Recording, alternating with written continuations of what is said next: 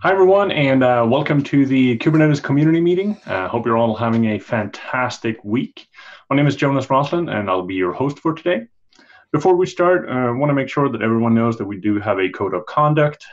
This meeting is recorded and streamed, so make sure you don't say or do anything that you don't want permanently recorded.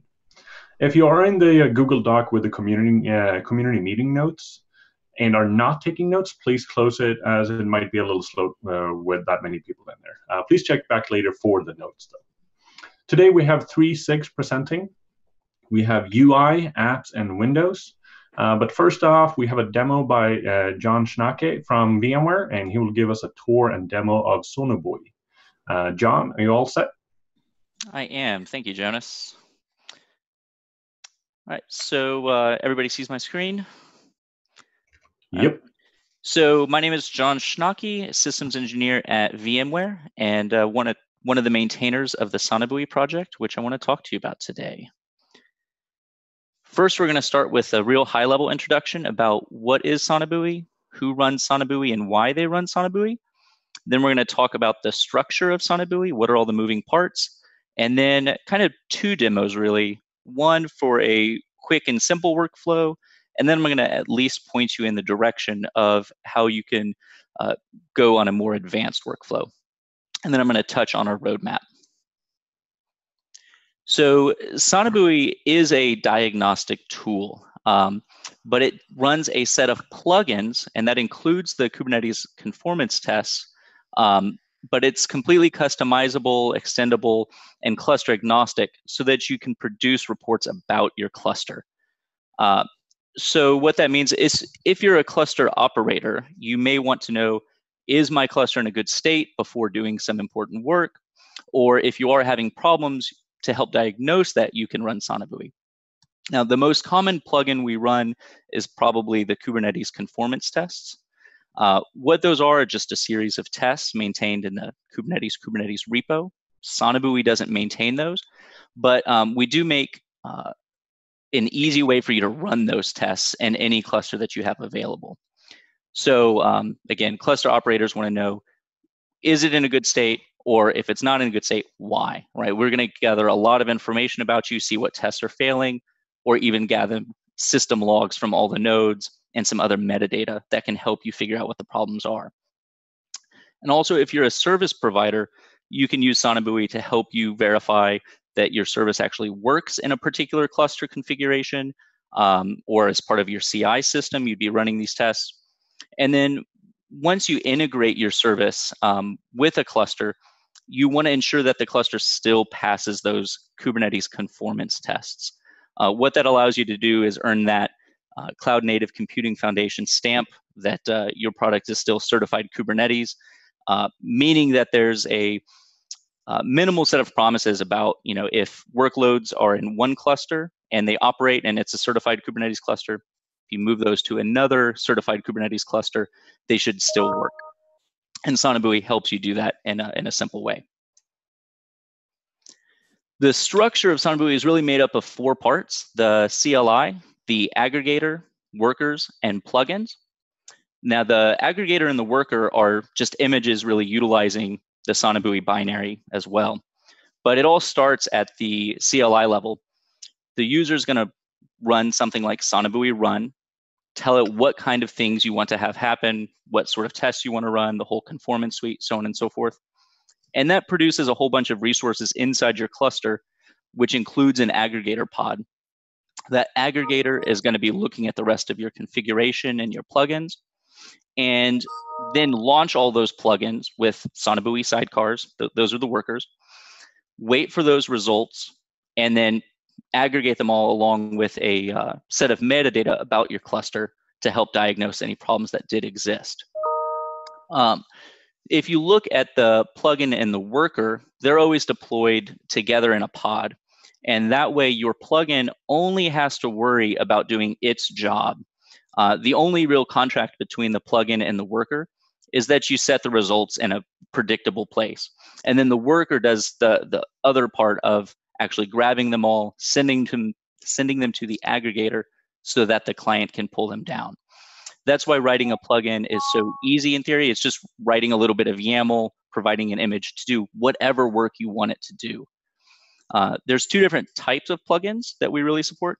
Run once plugins, sort of like the Kubernetes end-to-end tests, where we'll just launch one pod as described and then give you those results. And you can also do something like a daemon set. And Sonobui provides a systemd logs plugin that's a daemon set. So we make sure to run that plugin on every node and gather all those results for you in a single command so that you can pull all of those. Okay? And you can write plugins yourself that are either the run once or the daemon set. Okay, so let me show you how this works. The most simple command is just Sonobui run. This would run with all the default options, which includes running both the systemd logs gatherer and the end-to-end conformance suite. But for the sake of time, we're just going to run in quick mode. That means that we're going to run just the end-to-end tests, and we're going to run just a single test. Okay. You can see asynchronously, we just create a bunch of resources like a namespace, service account, and some config maps. But you can check on the status of your run using two different commands, either Sonobui logs, which is going to gather all the logs from the pods. Here you can see these are the logs from the Sonobui pod itself, that aggregator. Just says that it's gathering your plugins, it's gathering metadata, starting the plugins and waiting for results. And then above that, these are the actual system logs. So you can see as a run happens if you want to. Sometimes those runs can be pretty long. Now you can also check on the status at a high level just by running Sonobui status, which lists what plugins we're choosing to run and what their current status is. Once that's done and everything is complete, the aggregator again grabs and tars all those up, adds a little extra metadata about the run, and makes those available through Sonobui retrieve. Since that just echoes out the file for you, you can script around that. So you can just say like, grab that file name, and we're going to untar that into a file and open it up to inspect it. There's a couple folders in that results tarball. Just like I said, there's information about the hosts, there's information about the run, there's some extra pod logs and resources. But if you're just interested in the run itself, you just look in the plugins directory. You can add as many plugins as you want to run here, but each one gets its own results directory. And each plugin can decide what constitutes results for itself. So the end-to-end tests decide they're going to give you the logs so you can inspect those fully, and the JUnit XML so you can parse those. And if you look at ours, we can see that we passed one test. Okay. So that's the simple workflow. There's lots of flags that you can use to customize, run this test, don't run that test, use a separate version or something like that. But sometimes you need to edit something that we don't have a flag for, or you want to run your own custom plugin, in which case you use Sonobui gen. This is going to dump all of the YAML for you that Sonobui is using internally so that you can edit it however you see fit, and then apply it with kubectl yourself. So you can see here's that's the namespace, the service account, so on and so forth. But the two parts I really want to point out to you are this list of plugins. Here, by default, I said we're running the end-to-end tests and the systemd logs. And below that, we have another config map where each one of those plugins is going to be given their own plugin configuration. It's pretty much just a standard pod spec, along with just a little bit of Sonobui metadata, saying whether it's a run once type of plugin or a daemon set, and along with a name. Okay. So if you want to run your own plugin, you just have to change those two things, right? Add some sort of configuration here for your own plugin and add it to the list up here. But you do have to go through this Sonobui gen workflow, which brings me to the roadmap. We have version 0.14 coming out pretty soon in the next couple weeks. And the major work there was really improving the support for the end-to-end tests and improving the scriptability, things like adding synchronous actions and making it a little easier to work around in CI or scripts. But in V15, we really want to improve the custom plugin support so that you don't have to manually edit the YAML. We want to try and make that as easy as possible so you don't have to go through this a few extra manual steps. If you want to get a hold of us, here is our GitHub, just Heptio Sonobui. We're active in the Sonobui channel in the Kubernetes workspace, and our Twitter, and a blog post talking more about what Sonobui is and some of the roadmap items if you're interested. Thank you. Awesome. Thank you so much, John. And absolutely, head on over to the Sonobui channel on the Kubernetes Slack and chat with us there. Thank you so much, John. Absolutely. All right. Next up, we got release updates. Aaron, are you on? Yes, I am. Give me a second here. I will find the screen to do the sharing of things. Okay. Hey, hooray. Sorry, no slides again this week, and I will actually try to keep it really short if I can. So hi, everybody. I am Aaron of Sigbeard. I am your Kubernetes 1.14 release lead.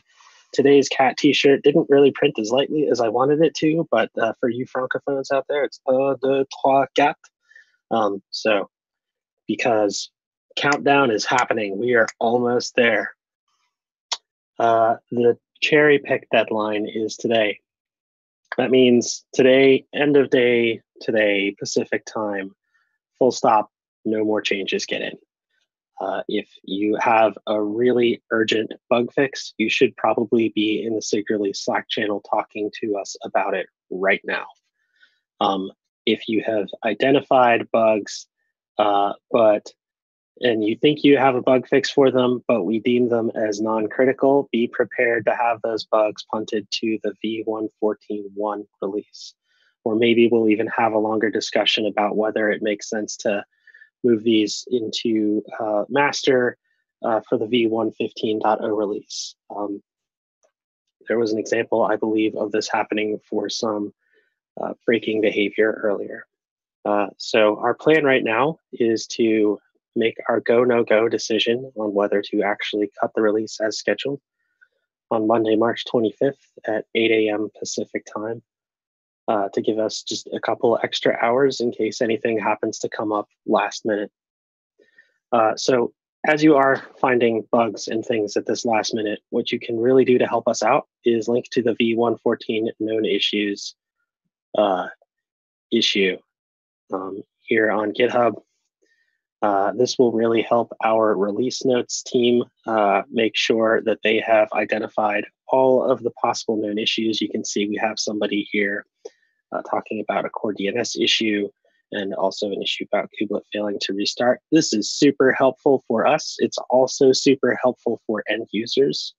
And this is also really helpful for us to understand the need and urgency of cutting a patch release right out the door. I know we have this reputation that the .0 release of Kubernetes is seen as not terribly stable.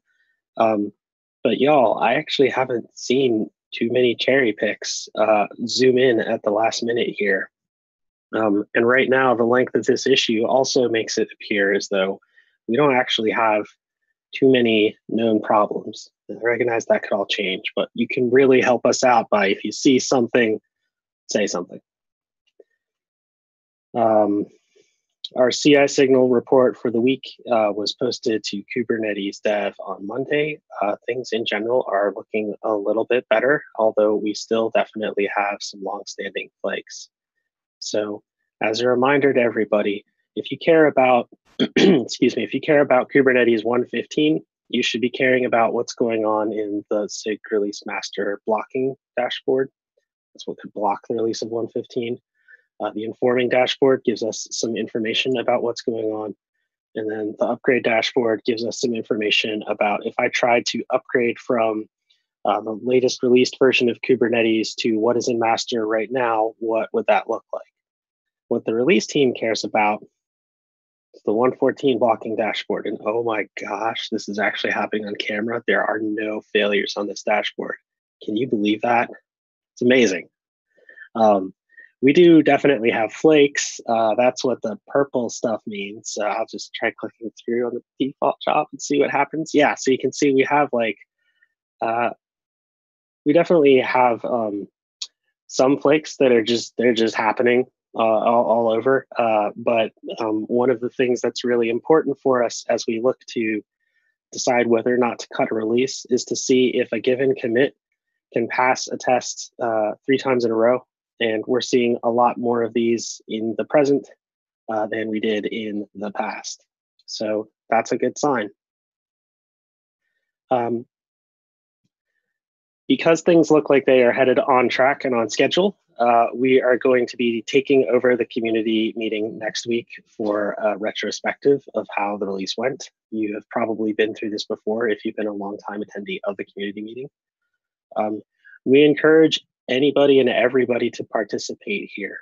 I'm sure those of us on the release team who've been involved in this day in and day out have some opinions, but we would also love to hear from people who are just contributors to Kubernetes, or even people who want to try and get a sense of what has been happening with the release and what could have been easier from a communications perspective. So we have this document that literally anybody can edit. You can talk about what we did that we said we'd do, what went well, what could have gone better, and we'll walk through all of that thanks to the wonderful moderation help of Jace.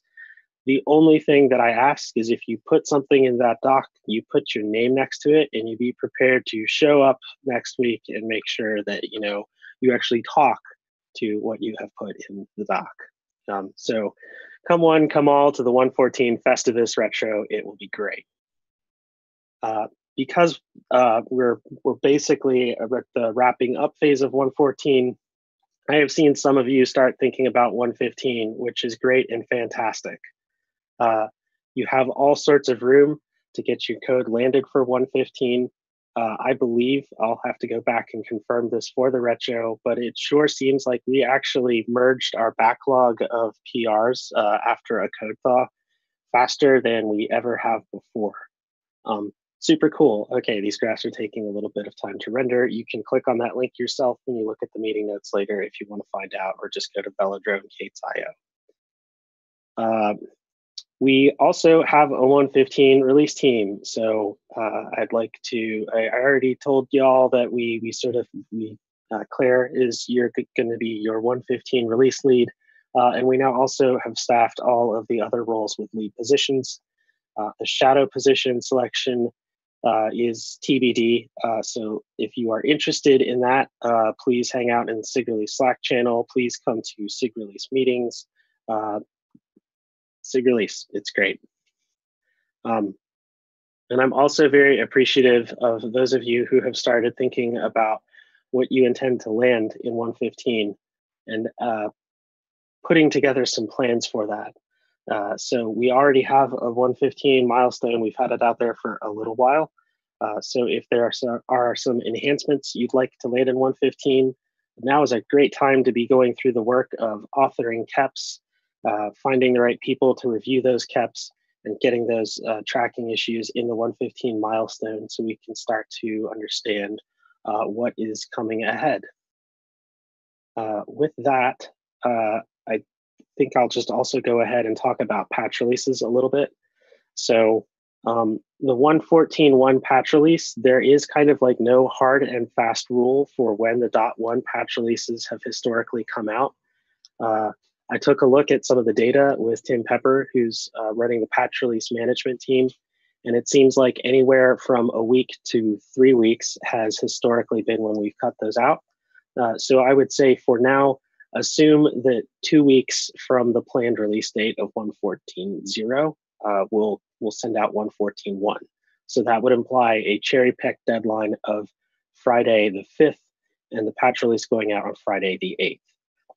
If you are subscribed to the Kubernetes dev mailing list and read it in any way, shape, or form, first off, thank you very much. That's the best way for us to communicate to our contributor community. Second, you may have already noticed that there are patch releases planned for v111, v112, and v113 coming out on Monday, March 25th.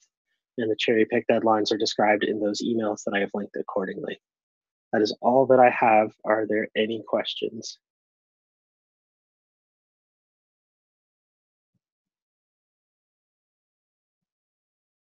Cool. All right. Yeah, come talk to me about acoustic panels later. They're really great. I have no idea if they've helped or not, but Yeah, happy Catterday, everybody. The silky smooth sounds of Sick Beard. Thank you so much, Aaron. Great update. We're very much looking forward to release and, of course, the retro next week. So thank you so much. Next up, we have a quick contributor tip of the week. This one comes from Bob Killen. If you are a contributor to Kubernetes and if you have an issue with the CNCF CLA, if you change jobs, if you lost the account access to your email, things like that, you can contact the Linux Foundation help desk at helpdesk@rt.linuxfoundation.org. That one is way too hard. Again, thank you so much, Bob, for that one. We're going to dive into the SIG updates.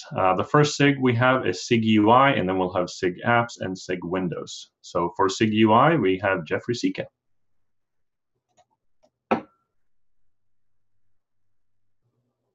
You are on mute, Jeffrey.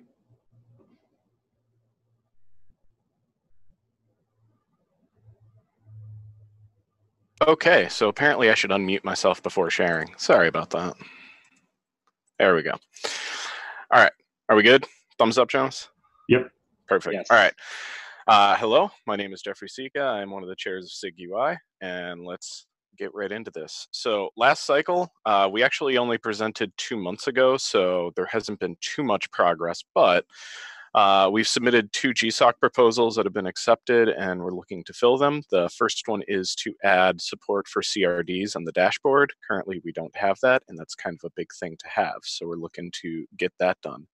And the second thing is to add a plugin mechanism to the dashboard. Right now, if you want to add any functionality, like say supporting Prometheus instead of Heapster or the metric server, you can't do that. You have to actually modify the dashboard code rather than have a nice, neat plugin system. So that is the other thing that we are looking to develop in 2019. I said this last update, but metric server support is ready. The code is more or less done, but right now we're just waiting for an official GCR repo to push the container to, and that will be ready for the 2.0 release. We are now distributing multi-arch manifests, and by now I mean when we eventually cut our 2.0 release. And we have switched our CI over to use Kind for all of our testing, and that has been a wonderful transition. So what are we doing now? Well, we are still trying to finish the Angular migration. Keep in mind, we were on an older version of Angular that was a couple years old, and to move to the new version required more or less a rewrite. Also, I'm sorry if my dog is coming through over my mic. She really wants to play. So as we are doing this full rewrite, we're just trying to reach feature parity with the older version. So we have this umbrella issue that is tracking all of the efforts there. I can't say when we are going to get it done, but I'm hoping to try and have a 2.0 release out by KubeCon EU. So finish the migration. We're hopefully going to onboard some GSOC students. And once all of that is said and done, we are going to work on better OAuth support and just a better authentication mechanism in general. We actually are talking with a couple people over issues about doing things like supporting impersonation with the API server so that we can actually work with like AKS, GKE, and all the other cloud provider Kubernetes engines without having to use like their custom dashboard, just to give another open source option. If you are looking to contribute, if you know Golang, if you know JavaScript, if you like web design, please come help. There are a bunch of good first issues. That's the link to the umbrella issue for the Angular migration. And please, we'd love to hear new features. And that's the contact info for us. Thank you. That's me. Any questions? No questions. All right. Thank you so much, Jeffrey. Next up, we have SIG apps. Adnan Abdul Hussein, you're on. I am. Yep. Let me just share my screen. Okay. Hopefully you can all see this. Yep. Cool. Hey everyone. So my name is Adnan Abdul Hussain. I'm one of the co-chairs of SIGATS. If I can click next, perfect. So what have we been doing? I guess this last quarter, I think we gave an update in early January. Since then, one of the things that we have is quite recently is a POC implementation of a sidecar KEP, of the sidecar KEP rather, which is all about essentially adding kind of support for sidecars in the life cycle of starting up and tearing down containers in a pod. And then there's two KEPs that are being worked on that are almost not yet merged, but in a state to be merged, but not quite implemented, and there's still some stuff to be worked out and discussed there. Those are the stateful set volume resize KEP and the adding max unavailable support for stateful set for faster rollouts. And then with the application CRD, stuff we worked on there is implementing status in the controller and adoption of resources. I'll go over that in a bit. So plans for upcoming cycles. So one of the things that we have been trying to find are people to help work on cron job issues, which I'll go over on the next slide. And also one of the things that we want to take to GA next is the pod disruption budget.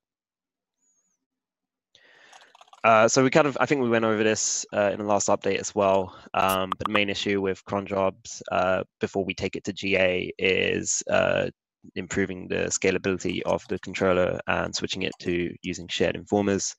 The API itself is stable and we don't expect it to change, but this is where the majority of that work needs to happen. The application controller, so if you aren't familiar with the application CRD, essentially it's a way to group a set of resources that are related to an application and provide a kind of unified status for an application and also manage that application.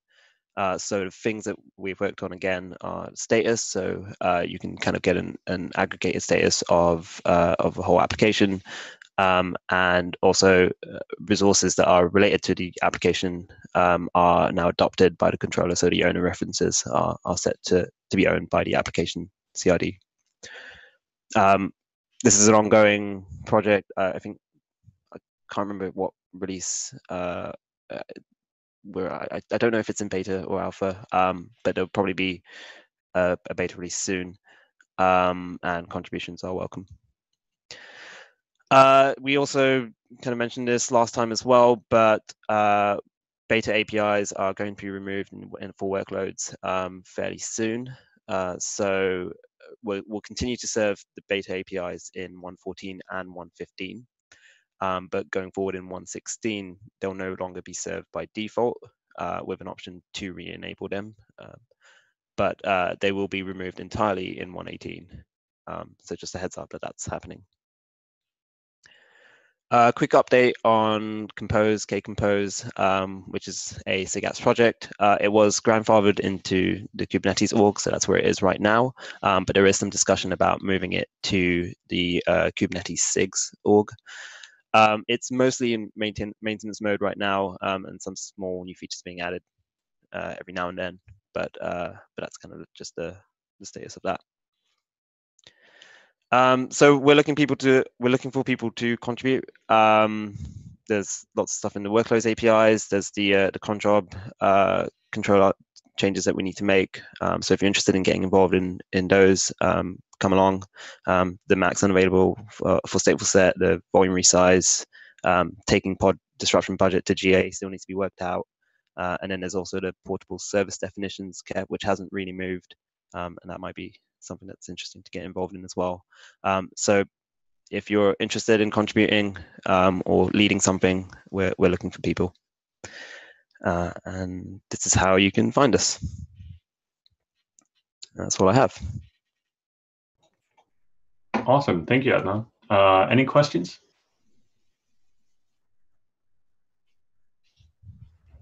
No? All right. I'll make one comment though.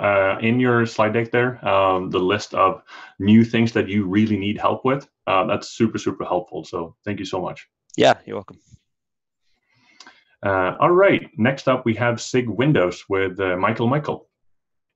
Yeah, thank you, Jonas. Hi, everybody. This is Michael. I'm one of the co-chairs for SIG Windows, and we'll give you guys a quick update today. The biggest thing that we want to announce is with Kubernetes 1.14 Windows support that includes Windows Node support in Kubernetes, as well as the ability to schedule Windows Server containers in Kubernetes is going GA. So this was a huge and long journey for us. We started the SIG about 3 years ago. We had an alpha in December of 16, a beta in December of 17, and it took us almost another 15, 16 months to get to GA. And throughout the journey, we started from kind of showing the art of the possible by hacking a lot of the Kubernetes components, including the kubelet and the kubeproxy to get Windows containers to be scheduled. Then Microsoft and the community added CNI support, which was a tremendous update in functionality. And then we got to being stable now, where you can use a lot of the features and capabilities of Kubernetes on Windows, with some limitations, of course, which are well documented for users. So what did you do in the last cycle? The biggest thing, obviously, is a stable release of Windows Node. We have a KEP that has a very detailed listing of what works and what doesn't work on Windows. And that's something that we worked very closely with SIG Architecture and other teams like SIG Node to document everything and make sure that no end user ends up in a situation where they're not aware of what's going to happen. The second thing we worked on is an alpha release of what's called group managed service accounts. This is a feature that Microsoft has that allows you to run a container under an Active Directory identity. So if you have external resources in your network, like a database or a file share or anything else that requires an Active Directory identity, now you can authorize your container to be able to access those resources and carry that identity with it throughout network calls.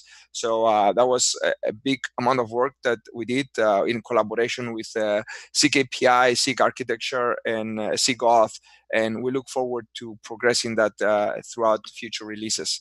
And the other two big things is test automation. We added more tests. We got them to green.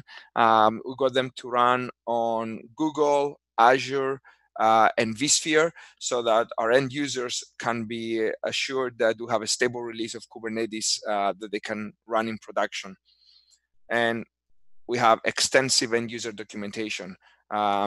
Starting from the documentation that we did in the KEP that carried on to end user documents. And we've been furiously writing docs for the last couple of weeks. And we believe they're in a very good shape right now for folks to get their feet wet on Kubernetes on Windows and get started in deploying Windows containers. So on the testing update specifically, beyond the fact that we have our test grid that's linked there and running on Azure, GCP, and vSphere, we're able to kind of mold the conformance test to things that should pass everywhere versus things that should only pass on Windows and things that should only pass on Linux. So our team did a terrific job there, kind of segmenting the test, fixing whatever was necessary, and even modifying a lot of the Linux tests so that they work very well on Windows.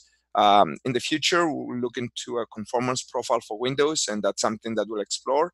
But the big ask here is if you're a SIG that wants to introduce new conformance tests, please come and talk with SIG Windows so we can address those for compatibility and see if there's any changes that we want to make in there.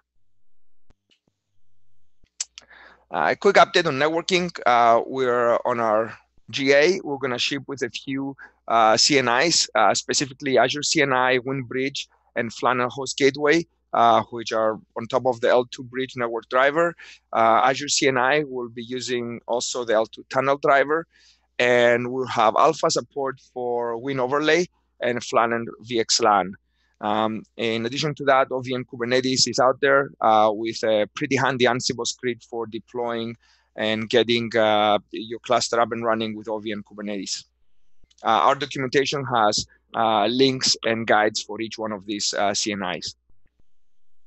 So what do we want to do next? Obviously, we're not done. We have a tremendous work ahead of us, even after GA. We want to have support for kubeadm and as well as cluster API, and we're going to collaborate with C-Cluster Lifecycle on that. We are already started working on CRI containerd support, and that work will also bring the runtime class for Hyper-V isolation. So now you'll be able to run Hyper-V isolated containers on Kubernetes as well. We'll move forward the group managed service account work into beta. And then obviously we're going to keep adding more CNIs, more storage plugins, and definitely more tests. With the GA coming out, some customers are going to file some bugs. We're going to address those and in subsequent release and make sure that we have a very stable ecosystem for Kubernetes to grow on Windows. I want to do a quick shout out here to some of the folks that wouldn't be here without them. Between Microsoft, Docker, VMware, and Pivotal, Google, cloud-based solutions, and a few other companies who had a tremendous community that helped us get here, including Apprenda, which were some of the folks that started the SIG and took us through alpha and most of beta. So big thank you. We wouldn't be here without you, and we really appreciate all your effort, and we look forward to continue working with all of you guys to as we move forward after 1.14. If you want to contribute, we have weekly meetings. We have recorded community meetings if you want to view them offline. And if you want to come and find some bugs in our project board and help contribute. And if you want to find us, we're on Slack, as well as a mailing list. Feel free to come in, ask questions, engage with the community, and also contribute. Thank you. Awesome. Thank you, Michael. And again, congratulations on getting proper GA here for Windows containers. Really, really amazing work. I know, Aaron, you had a question. Yeah, you mentioned something about if people want to work on conformance, they should talk to SIG Windows. I personally feel as though that relationship is a little bit inverted. So SIG architecture has a subproject that's called conformance definition that's all about describing like what conformance is and what behaviors are and are not conformant. And I would encourage people who are interested in this from SIG Windows to make sure that they show up and participate. We have a Slack channel called Kate's Conformance, and we have a meeting that is scheduled for, I want to say, Tuesday at noon Pacific. The information for all of this is available in SIG Architecture's README if you or anybody are interested. I know there was a doodle sent out to both the CNCF conformance mailing list and SIG Architecture mailing list, and I neglected to check, but I didn't see your names or any of the other names that you called out in your shout outs, which, just to underscore, I know I personally saw Patrick Lang's face show up repeatedly multiple times at many meetings throughout the community. And so this was definitely an amazing broad community effort and lots of support. But I just want to make sure that you have the right people showing up at the right place to talk about. Yeah. So Patrick is the right guy that attends those meetings. I've viewed some of them offline, but the ask earlier was a little bit different. If your SIG is adding more conformance tests, make sure that we're also aware of it. But yes, we're also engaged in the conformance working group. All right, awesome. Thank you again. Thanks to all SIG chairs here for your updates. Really, really useful. We're gonna move over to announcements and then do some shout outs. The first announcement is that the Contributors Summit website for Barcelona is live. So if you are a new contributor to the Kubernetes project, we will have two different workshops for you. One, which is called the 101 workshop, where newcomers to Kubernetes and to open source projects in general can learn how to be contributors to the Kubernetes project. Then we will have a 201 workshop for newcomers to Kubernetes, but not newcomers to open source in general. You might have been a contributor to other open source projects, so now we'll give you a little more advanced workshop around that. For current and existing contributors, we will also have face-to-face meetings for all SIGs that register. So if you're in a SIG and you're participating in a SIG, make sure that your SIG is actually registered to have a spot for during the Contributor Summit. And you can check out the event site and the notes here and register there. We also have a blog post yesterday. It was posted yesterday. It's a blog post by Paris Pittman and me regarding previous and future contributor summits. So please check that out as well on the Kubernetes blog. I'm going to call on George here. You had some fantastic updates on YouTube. Yeah, so it took us a while, but we have now crossed over 10,000 subscribers to the Kubernetes YouTube channel. So give yourselves a hand. That's 4,187 videos that you have published, and it's also your annual reminder for SIGs. Please continue to upload your meeting videos. If you're behind, toss them in a bucket or something and ping me, and I can help you catch up. So just a reminder there that people are consuming these videos, and they are really useful when you go on trips to have that backlog there. So please, SIGs, check your queue. Thank you. Awesome, thank you. Now we're going to move over to shoutouts. We have a bunch of shoutouts this week, so thank you everyone who are shouting out to all the wonderful people within the community here. The first one is from Andrew Cutts. He's giving a shout out to Steve Kuznetsov and Sen Lu for helping him get things straightened out for some upcoming foundational changes to the way VMware is running end-to-end tests. And also a shout out to Benjamin Elder, since the Docker file that was being used was stolen directly from him. Next up is Stephen Augustus is giving a shout out to Benjamin Elder for his new profile pic, which is hilarious, and you can find it in the shoutouts channel. So highly recommend checking that out. Next up is Zach Corleyson. He is giving a shout out to Paris Pittman for her need-to-know emails for the Kubernetes chairs. He learns so much. It is a great email put together by Paris every week, sending that out to all the SIG chairs. Benjamin Elder is also giving a shout out together with Tim St. Clair to Neolit123 on reviews, test infra, and reviewing kind. So big shout out there. Aaron Krigenberger is giving a shout out to Valerie Lancy for a bot that tries to auto-label issues with the right SIG label. We all love automation, and we know that Aaron is a big fan of automating everything. So this is a great thing to see. Jim Angel is giving a shout out to Michael and Craig Peters for writing a massive amount of Windows documentation needed for the 1.14 release, and also a big thanks for involving the SIG docs crew very early in the process. This is super important for big new releases. Make sure that SIG docs knows about it. Tim Pepper is shouting out to Aaron Krigenberger and Maria Ntala and Josh Burkus for work across recent months towards a simplified and cleaner SIG release master blocking config. And to all the SIGs who've responded with improvements to no flaky test cases, and because it is really important to have a stable and green CI. Here's another one from Zach Corleyson. Shout out to Rui for replacing a ton of absolute links in the docs with relative paths. Super nice. A ton of work for largely invisible results that make localizations easier. So really good one.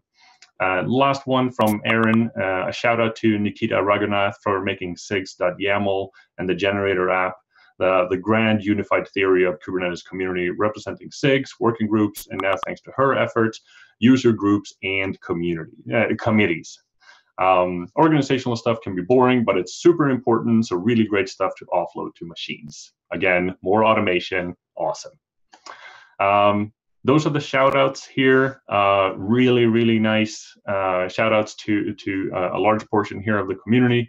Thank you all for sending those out. And with that, we're going to wrap up this community meeting. And we want to say thank you to all the presenters today for the demos, the SIG updates, the release updates, and everything. Thank you so much, and thank you everyone who joined us. And we hope to see you all next week. Have a good one. Bye. Happy Thursday, everybody.